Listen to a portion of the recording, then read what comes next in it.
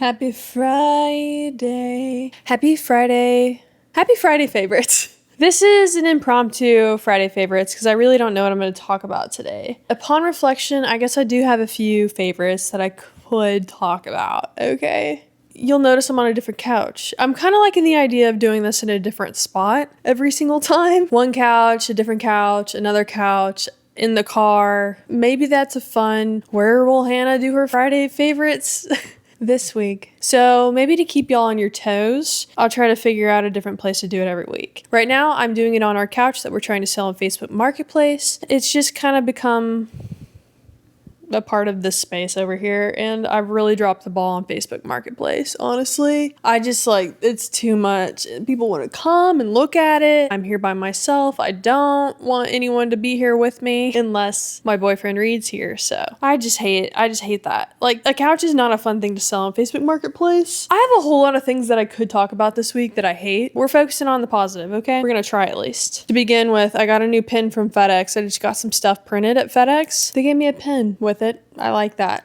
Okay, thanks for the free pin. I like the colors, purple and orange. I like it. It's like the little things. It really is the little things. It is. The first real favorite I have to talk about this week is kind of goofy, and maybe you've never thought about this before. Online open casting submissions. I love it. As someone who watches reality TV, loves reality TV thing that I do every single week, I love an open casting. Even though a lot of times you have no chance. There's probably thousands of submissions, millions. I don't know. Okay, more than I can comprehend probably. It's 1 in a million. It really is. It's like playing the lottery. And maybe that's why I like playing the lottery. It's because if you get picked, then you'll feel special. You know what I mean? And everyone feels like they're special. Maybe one day I'll get picked, And I'm so delusional in that way that I think I'm going to be chosen. For example, before I've submitted myself for Survivor, because I love watching Survivor and I still would love to go on Survivor. I think I would love everything about it, except probably people would get on my nerves and I would have to keep my composure. And also lately I've learned that when I get hungry, I get mean. And I think you're constantly hungry on the island because you're living off of rice and possibly fish. Yeah, I don't know. I would have to go on a diet before I went out there, even though you kind of want to bulk up because you lose a lot of weight. I don't know if this is a terrible angle. This is a terrible angle. You feel really far from me. Do you want to come in some? Yeah, let's do that. Hi. Cozy on up. Dirty socks are always everywhere and it's my fault. I do it. It's me.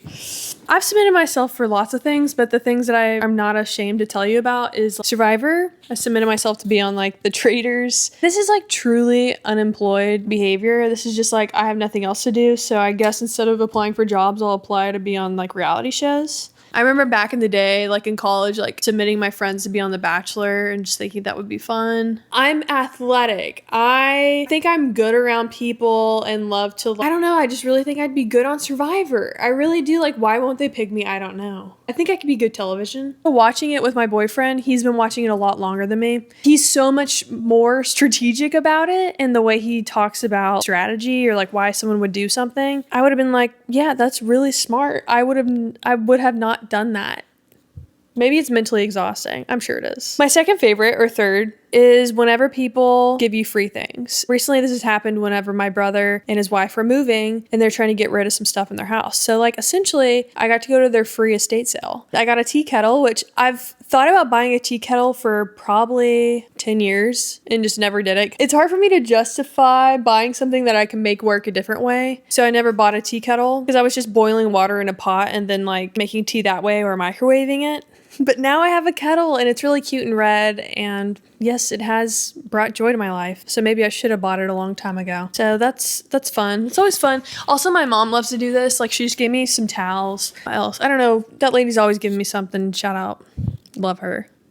The next thing I want to talk about is my at-home garden, which if you haven't seen that vlog, I'll link it here. Watch it after, I don't know, go look at my profile after. I planted some seeds back in February this year, and it's been a long process, but from seeds, I have produced giant plants of cucumber and squash. I'm also doing jalapeno plants, carrots, mint. I harvested my first cucumber yesterday. and it's a pickling cucumber, so it's like a short looking like pickle, you know, basically, but like now I have to make it a pickle. I've been searching different ways to make brines recently. I need to go buy some dill. I've got vinegar and salt and sugar and stuff like that. It's like fairly simple, honestly, but now I'm really excited to like make that into a pickle. What's been hard is like I didn't understand the bug situation when it came to vine plants, so like cucumber, squash, zucchini. They've got a lot of predators, and I honestly don't care enough to like spray or do this or that. Like that's just too much effort. I needed a low effort garden. Cucumber and squash have been kind of like difficult in a way. They were super easy to get to bloom in the first place. Those were the first seeds to pop up. They're super hardy in that way. I've had a hard time with my cucumbers pollinating. I guess I don't have enough like pollinating plants around them to help all of the like baby cucumbers become pollinated, and I haven't been out there like hand pollinating anything.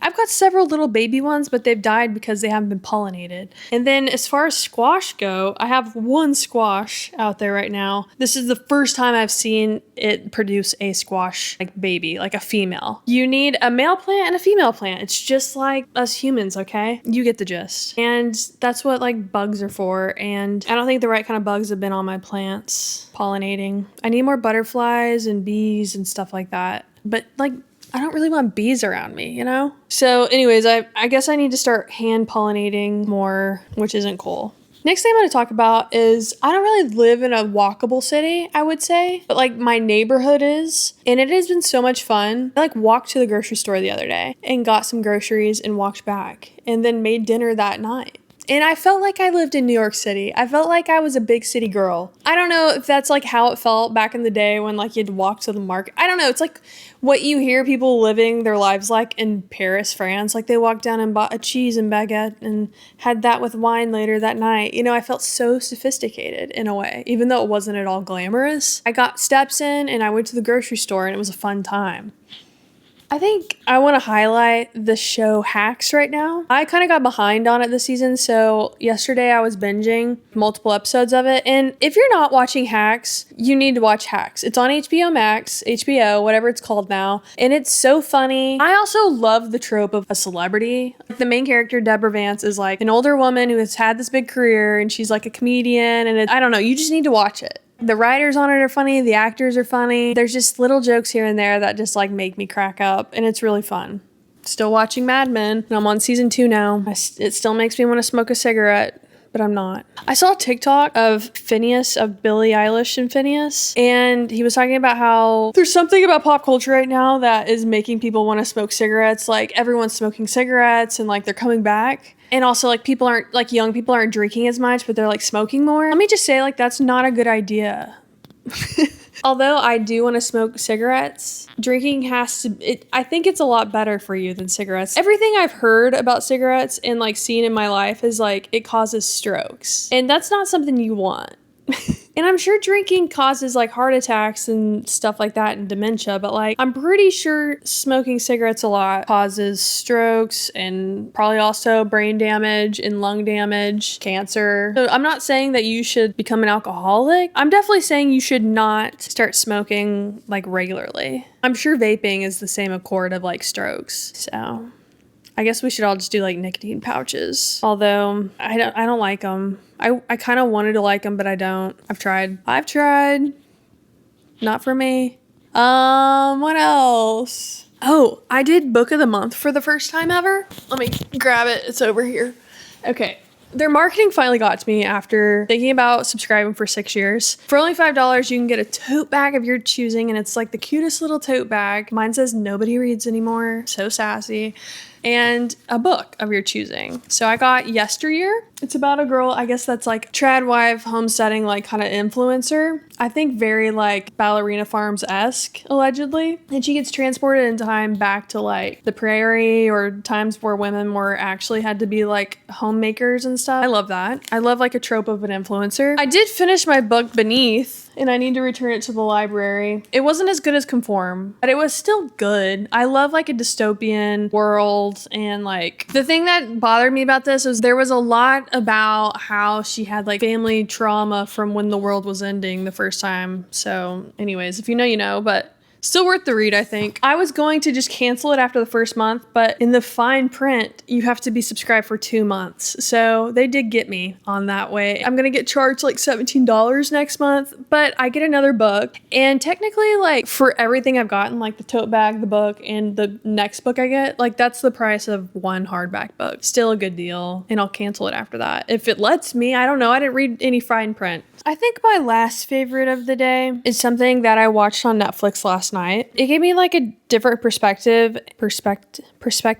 I watched Life is Short, Marty Life is Short. I think that's what it's called, on Netflix last night. It's the new documentary about Martin Short's life. First off, I love Martin Short. I love Steve Martin. And basically I like inherited this like for them from my mom. Only Murderers in the Building. I like really started to love Martin Short. I'm like fascinated by his life and the whole like Second City to SNL, like that pipeline. Marty Short's had a lot of loss in his life, and I've experienced a lot of loss too. The way I think of life, I think is very cup half empty, and it seems as though he takes life as cup half full.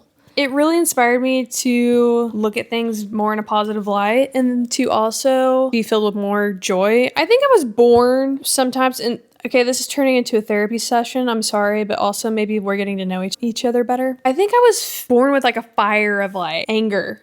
A lot of times I feel that way. I have to like fight that a lot. The documentary in a whole... Jeez, what is wrong with me? It just like made me want to look at things differently and be happier about things. And to really use comedy, use laughter to fuel my happiness more. Honestly, like Martin Short, Steve Martin, that whole genre, like that's my favorite kind of comedy, like just being silly. I love the mentality of not taking life so seriously, having more fun, of laughing more, and like I love to laugh. I truly do. He said something really sweet about like, and I'm paraphrasing, this isn't like direct quote, but like people that you've lost, we'll see him again. And life is so short that, for backstory, his brother passed away when he was young. And he said that the night after his brother passed, he had a dream, which you can take it however you want. He even says like, maybe it's his brain just coping, but he had a dream of like detailed technicolor dream of his brother visiting him and then telling him, I'll see you in a minute. Don't be sad. Like I'll see you in a minute. He just had that feeling, a cloud over him lifted. And he has that perspective for the rest of his life of you carry those people you love with you and you'll see him again. And I truly believe that we will be reunited with people that we love in the afterlife. I'm a Christian and I believe in heaven and think it's like honestly the wind behind my sails, whatever the phrase is, like I'm not being very eloquent. I think that's the only way you can go through this life and not be like angry and sad and mad. So yeah, I guess Jesus is a favorite this week. I don't know. But like definitely watch Martin Life is Short, Marty Life is Short. I just felt inspired. I just really felt inspired to watch it. And I know I just rambled for 5 minutes. I like need more documentaries that are like that in my life. I love a good celebrity documentary. Maybe that's a favorite. Okay, that's gonna be it for this week. See you again next Friday. Whatever. All right, love you guys. Bye.